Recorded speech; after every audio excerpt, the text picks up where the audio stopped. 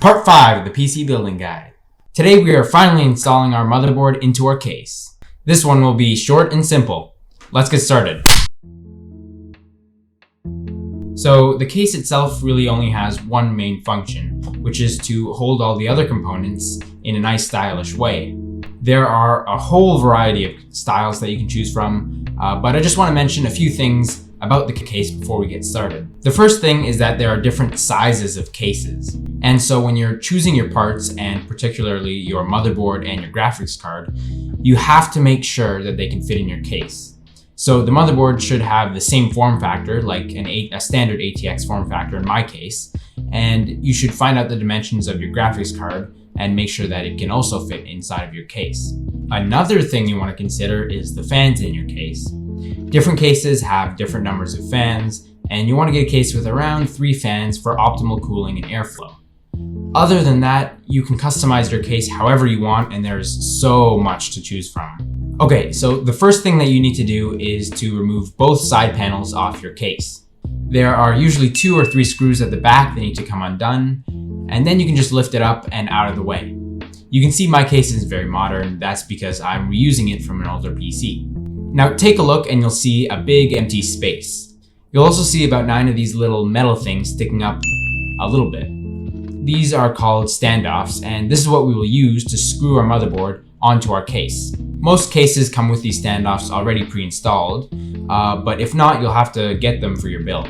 There are also probably a few wires in your case for things like the fans or the front panel cables, but we don't need to worry about those today.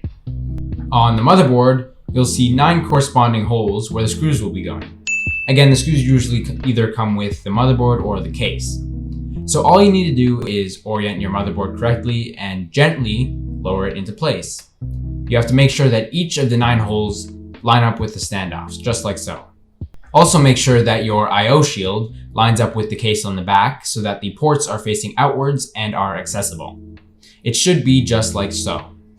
Now again, just like the previous video, you want to use the crisscross pattern for screwing the motherboard down so that you don't damage anything.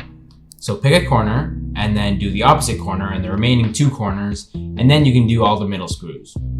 And so all you need to do is screw each of those 9 screws in to completely fasten the motherboard down just like this, and you're all good to go. Easy.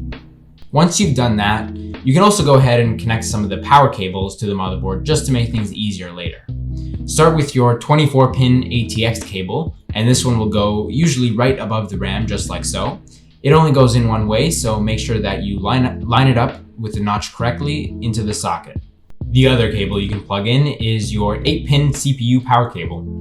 The socket for this will be right next to the CPU, like so, and again, just line up the notch and push down until it's all the way in. And you're all done. You just installed your motherboard into your case in 5 minutes or less. I hope you enjoyed this one. Next up, we will be tackling our storage devices, so make sure to tune in so you don't miss out. We're basically halfway through the build so far. Thanks for watching, and I'll see you in the next one.